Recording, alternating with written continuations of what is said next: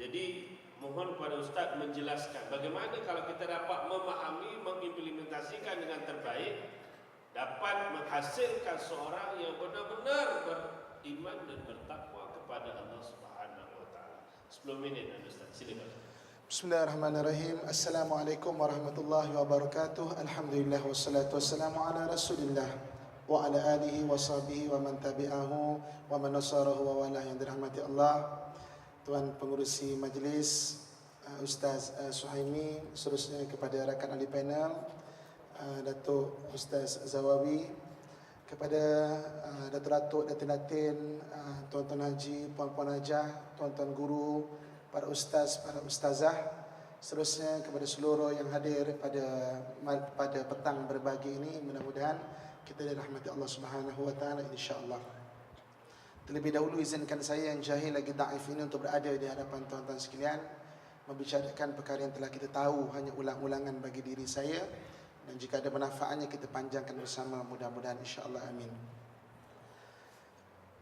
Menyentuh mengenai soalan yang diberikan kepada saya, iaitu macam manakah wasatiyah itu akhirnya melahirkan orang yang beriman, bertakwa, yang akhirnya berjaya di dunia, berjaya di akhirat, seperti mana Datuk Zawawi sebut tadi. Jadi yang berbahagia Datuk Zawawi tadi telah menyatakan dan kongsikan kepada kita intipati kepada wasatiyah seperti mana disebut dalam Al-Quran. Akhirnya kita dapat simpulkan yang dimaksudkan dengan wasatiyah itu iaitu keseimbangan. Seimbangan antara dunia dan akhirat. Dia bukan, wasatiyah itu bukan maknanya pertengahan. Tengah-tengah, dunia pun sebat, apa yang boleh, akhirat tu lebih kurang lah, bukan. Keseimbangan. Datuk Zawi dah bawa contoh-contoh macam mana orang Yahudi, orang Nasrani, macam mana yang disebut seimbangnya, jelasnya kehidupan apabila kita berpegang betul-betul dengan Al-Quran, dengan hadis dan sebagainya. Jadi macam mana keseimbangan itu dapat kita implementasikan, akhirnya menjadikan seseorang individu itu orang yang bertakwa, orang yang berjaya di dunia dan di akhirat, orang yang beriman, orang yang saleh. Menurut Imam Ghazali rahimahullahu ta'ala, diri kita ini diciptakan daripada 5 unsur.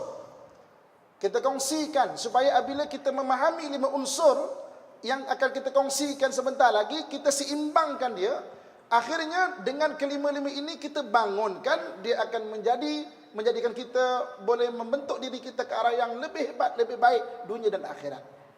Imam Ghazali rahimahullah ta'ala dalam kitab Ihya Ulumuddin menyatakan diri manusia diciptakan daripada 5 unsur.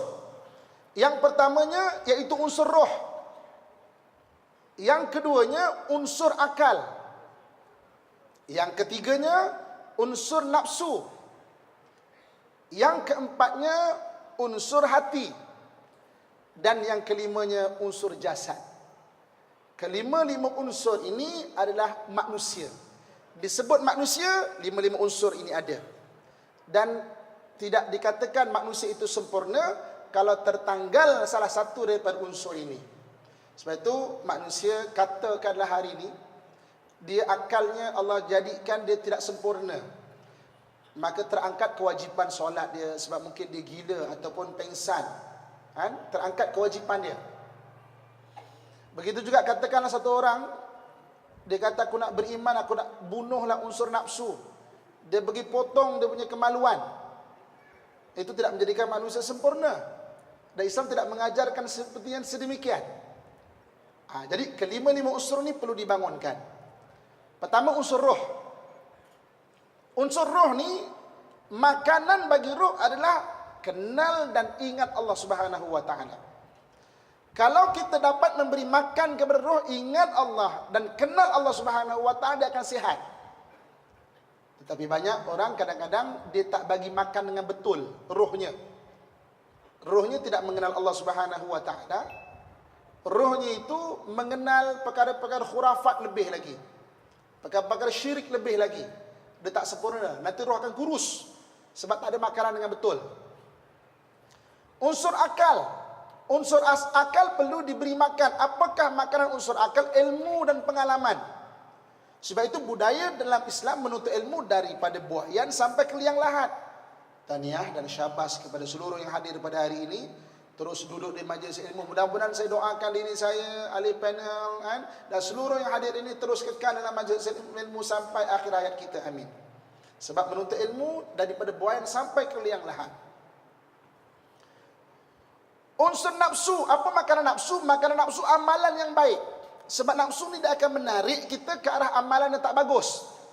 So, hari ni nak malas solat, dipaksa. Jangan, kita terus buat amal-amalan baik. Makin banyak kita buat amalan baik, dia akan mendidik nafsu kita. Nafsu ni, dia punya nature, Allah sebut, la ammaratun bisu. Dia akan membawa ke arah yang tidak baik. Malas-malas, buat satu benda tangguh, buat satu benda lebih kurang, itu nafsu. Tapi kita bagi makan amalan tu amalan yang baik. Nak bertangguh, kita bangun terus sembahyang, terus buat benda. Maka dia akan beri makan dan mendidik nafsu itu. Kemudian hati. Apakah amalan ataupun makanan hati? Makanan hati adalah sifat-sifat yang baik. Dalam bahasa Arab disebut sifat mahmudah. Sabar, tawakal, syukur. Itu makanan hati. Kalau hati kita ini tidak diberikan makanan dengan betul, disuburkan sifat-sifat yang tidak baik. Seperti disuburkan sifat hasad, dengki, tak puas hati dengan orang lain dan sebagainya, maka dia tak sihat. Dia akan sakit hati ini. Dan akhir sekali unsur badan kita adalah jasad. Jasad kita ni Allah sebut dalam Quran, makanlah halalan thayyiba, yang halal lagi baik. Yang halal lagi baik.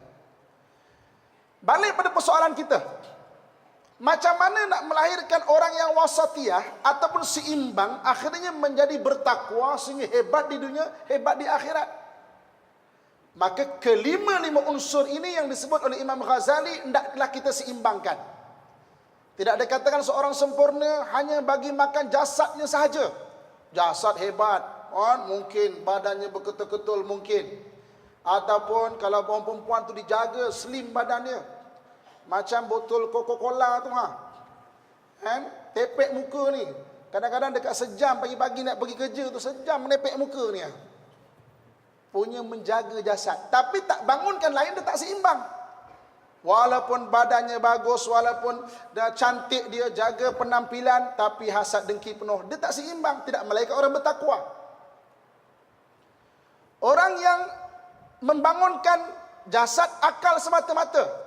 Akal semata, bagi ilmu, bagi pengalaman, tapi yang lain tidak dibangunkan, tidak juga seimbang.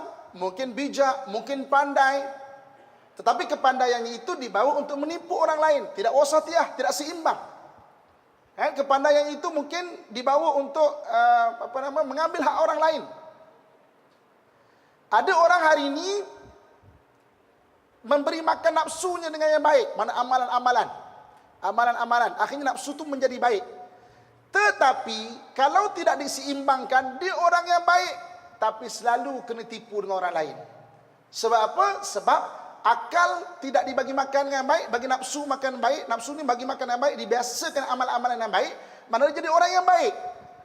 Memang ikhlas saja hati dia, memang percaya buta apa yang orang cakap. Tapi kehidupan di dunia ni kesian lah. Kena tipu. Mungkin hak tanah kena ambil orang lain. Mungkin jadi gerentong orang lain. Orang tu lari, dia yang kena. Mungkin jadi penjamin pada orang lain, dia yang kena. Sebab apa? Baik, orangnya bagus, tapi tak seimbang. Tak dibangunkan unsur akal. Begitu juga dengan hati. Ada orang memang berzikir, alhamdulillah, membangunkan unsur hatinya dengan bagus. Gabungkan nafsu pula dengan bagus. Tetapi unsur badan tidak dijaga. Bagus alhamdulillah, tapi tak sihat. Pergi masjid naik motor daripada rumah, section 8 ke section 9, pergi masjid negeri pun, dada kena angin pun batuk lah. Sebab apa? Unsur badan tak dijaga, tak seimbang. Jadi Imam Ghazali rahimahullahu ta'ala menyatakan bahawa keseimbangan akhirnya melahirkan manusia yang hebat di dunia, hebat di akhirat. Seperti yang Datuk Zawi sebut tadi, perlu wasatiyah. Wasiat itu makna seimbang. Maknanya kelima-lima unsur ni kena bangunkan. Akal kena dengan ilmu, hati kena didik dengan sifat-sifat yang baik, Nafsu kena biasakan dengan amalan-amalan yang baik. Roh kena kenal Allah Subhanahu wa taala. Badan makan yang halalan thayyibah, halal baik dan juga sihat. Pergi bersenam. Senam itu salah satu sunnah Nabi sallallahu alaihi wasallam.